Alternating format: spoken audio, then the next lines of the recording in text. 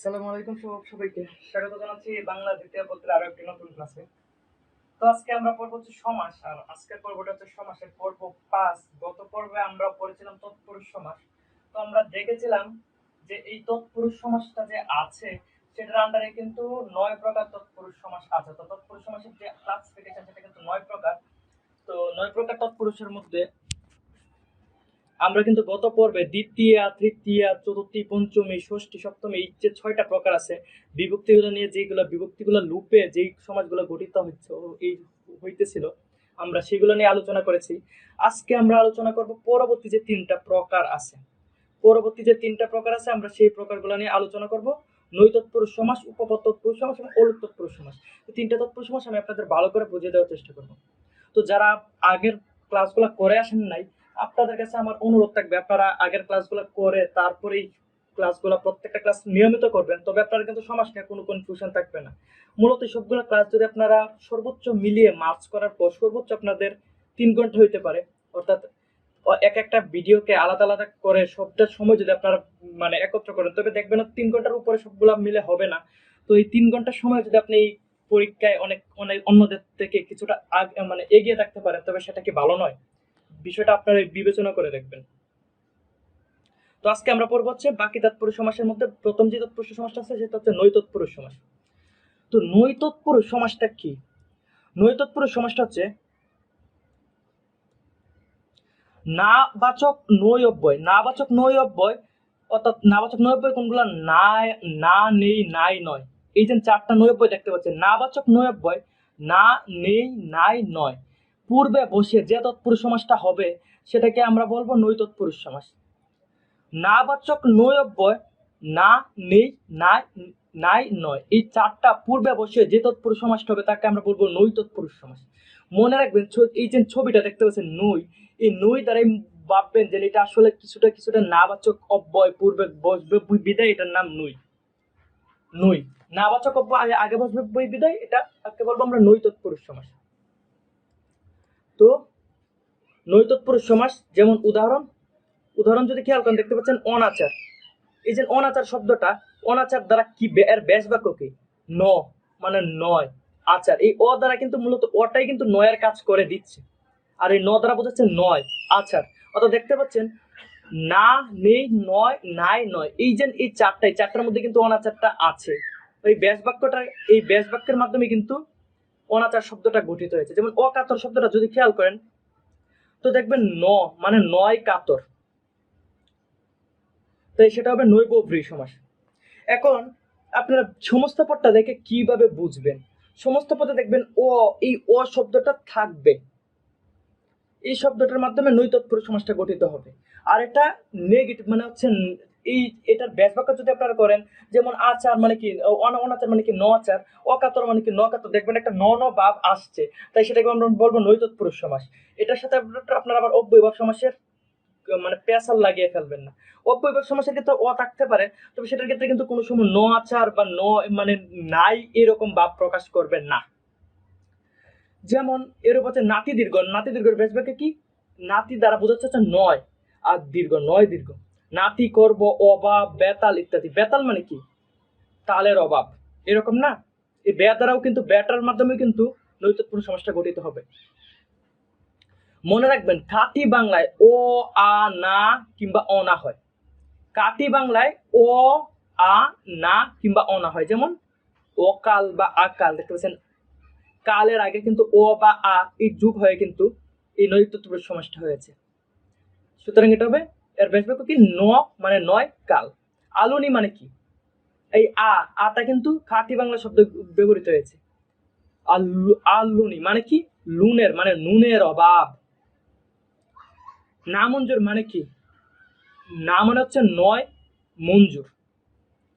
তো আপনারা দেখবেন যেই সমাসগুলোর আগে অ শব্দটা বা আ শব্দটা বা না শব্দটা বা অনা শব্দটা, এই শব্দগুলো আপনারা পাবেন, বা বে শব্দটাও রাখতে পারেন। বে শব্দটা এইগুলা যেগুলো যদি পান, তবে আপনারা সেটা বুঝবেন এটা নৈ তৎপুরুষ বা নৈ বহুব্রীর আন্ডারে হবে। এক হলে নৈ তৎপুরুষ, না হলে নৈ বহুব্রী।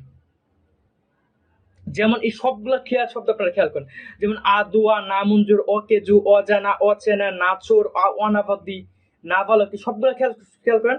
এগুলো কিন্তু আ, না, ও, ও, ও, না, অনা, না, এই শব্দগুলোর মাধ্যমে সব এই অব্যয় সূত্রাংশ শব্দগুলো কিন্তু আগে গঠিত হয়ে এই নৈ তৎপুরুষ সমাসটা গঠিত হয়েছে।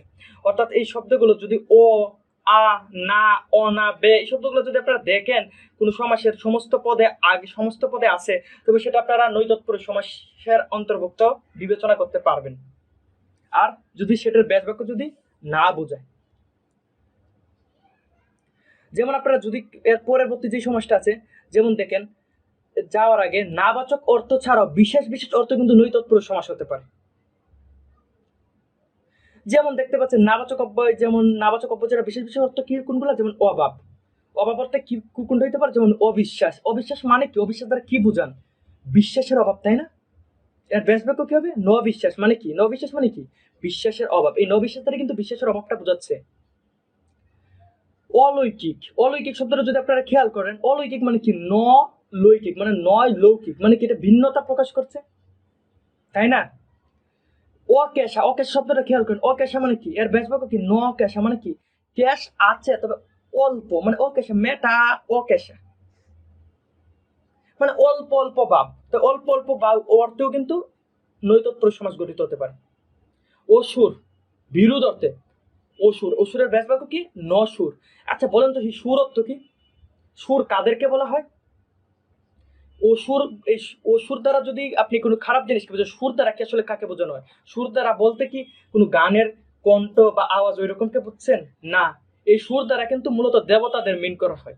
আর এর আগে একটা উপসর্গ যুগের মাধ্যমে অসুর শব্দটি গঠিত হয়েছে।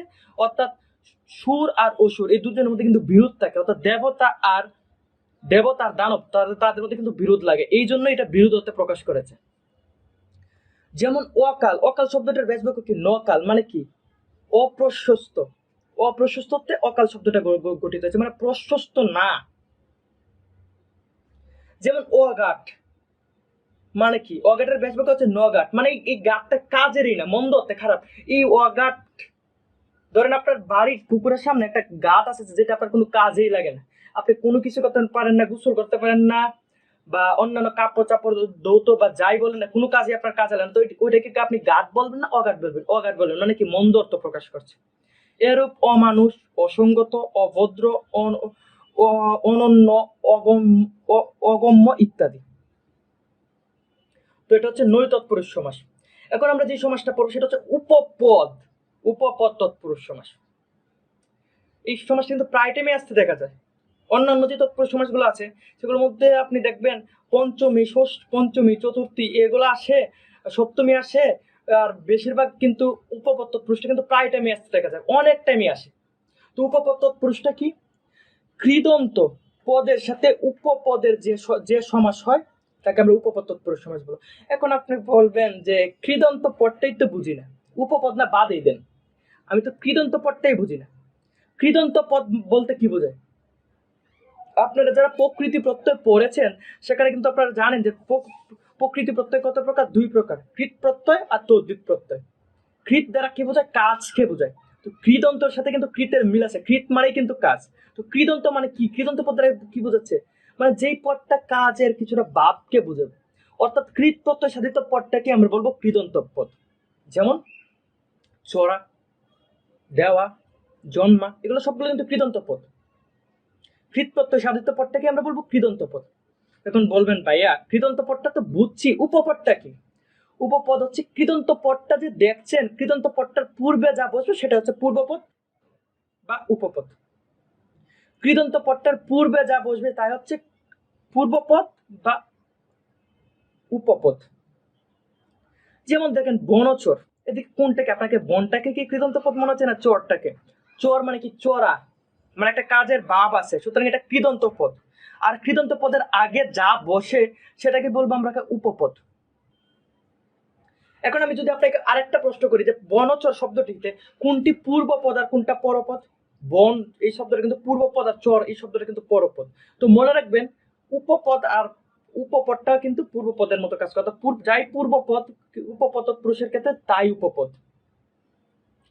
যেমন দেখেন জলচর, জলচর শব্দটাতে কোনটা কৃদন্ত পদ ভাব প্রকাশ করছে, যেমন চড়া, চড়া কি কাজ না? তো চড়া এটা হচ্ছে কৃদন্ত পদ, আর কৃদন্ত পদের আগে কোন শব্দটা আছে? জল, সুতরাং এটা হচ্ছে উপপদ। জলদ, এই দ দ্বারা কিন্তু বুঝবেন না এটা কি, এটা কিভাবে কৃদন্ত পদ, এই দ দ্বারা কিন্তু মূলত দেওয়াকে বোঝানো হয়। তো দেওয়া কি কোনো কৃদন্ত পদ না, তার মানে এর আগে জল শব্দটা কি? উপপদ। পঙ্কজ, এই জ দ্বারা কিন্তু বুঝবেন না যে এটা কোনো সামান্য একটা ওয়ার্ড বা অক্ষর, এই জ দ্বারা বোঝানো হচ্ছে জন্মানো বা যা জন্মে। তো এই জন্মানোর আগে যেহেতু এটা কৃদন্ত পদের আগে যেটা পঙ্ক, এটা কিন্তু উপপদ। তো বনচরের ব্যাস বাক্যটা কি? বনে চড়ে যে। জলচরের ব্যাস বাক্যটা কি হবে? জলে চড়ে যে।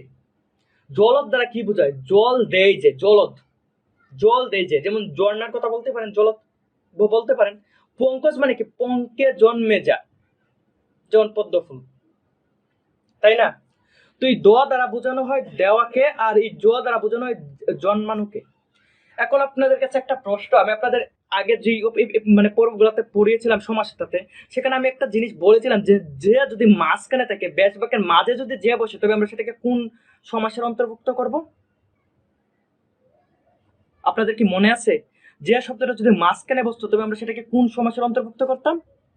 সেটা কিন্তু কর্মদ্বারয় সমাসের অন্তর্ভুক্ত করতাম। ব্যাস বাক্যে যে সে যিনি তিনি, কর্মদ্বারয়ে তারে চিনি। আর মনে রাখবেন উপপদে যে শব্দটা সর্বদাই পরে বসবে, সবার শেষে বসবে যে শব্দটা। যেমন জলদ, জল দেয় যে শব্দটা পরে আছে, এই ব্যাস বাক্যটা দেখে আপনারা বুঝবেন যে এটা উপপদ তৎপুরুষ সমাসের অন্তর্ভুক্ত। আপনাকে যদি কেউ কোশ্চেন করে পঙ্কে জন্মে যেটা কোন সমাসের অন্তর্ভুক্ত, তো এই যা শব্দটা দ্বারাই কিন্তু যা আর যে এটা কিন্তু প্রায় সেম সেম শব্দই, শুধু একটু সৌন্দর্যের জন্য আমরা যার পরিবর্তে যা, জের পরিবর্তে যা ইউজ করছি। তো এই যেটা দেখে সবার শেষে যদি বসে, তবে সেটা দেখে আপনারা বুঝবেন এটা উপপদ তৎপুরুষ। আর যদি মাঝে বসতো, তবে আমরা সেটাকে বলতাম কর্মদ্বারী তৎপুরুষ, কর্মদ্বারী সমাস। আশা করি বুঝতে পেরেছেন, প্যাচ লাগাবেন না। মনে রাখবেন বিশেষ্য প্লাস ক্রিয়া অথবা ধাতু ইকুয়াল টু উপপদ তৎপুরুষ সমাস। এটা বুঝছেন? যারা বোঝেন না তাদের আমি ক্লিয়ার করে দিচ্ছি। যেমন পঙ্কজ শব্দটা খেয়াল করেন, পঙ্কজ, এই পঙ্কজ শব্দটাও কিন্তু বিশেষ্য, আর এই জ কিন্তু ক্রিয়া বা ধাতু, তাই এটা উপপদ তৎপুরুষ সমাস হয়েছে। যেমন এরূপ উদাহরণ দেন গৃহস্থ, সত্যবাদী, ইন্দ্রজিৎ, ছেলে ধরা, দামা ধরা, পকেট মার, পাতা চাটা, হাড় ভাঙ্গা, মাছি মারা, চার পোকা, গড় পোড়া, বর্ণচূড়া, গলা কাটা, পা চাটা, পাড়া বেড়ানো, চা পোষা ইত্যাদি। এখন এদিক থেকে আমি আপনাদের একটা বুঝাই। যেমন ইন্দ্রজিৎ শব্দটা খেয়াল করেন, এই ইন্দ্র শব্দটা কিন্তু বিশেষ্য, আর জিৎ এটা হচ্ছে ক্রিয়া বা ধাতু, সুতরাং এটা কোন সমাসের অন্তর্ভুক্ত হবে? এটা কিন্তু তৎপুরুষ সমাসের অন্তর্ভুক্ত হবে, উপপদ তৎপুরুষ।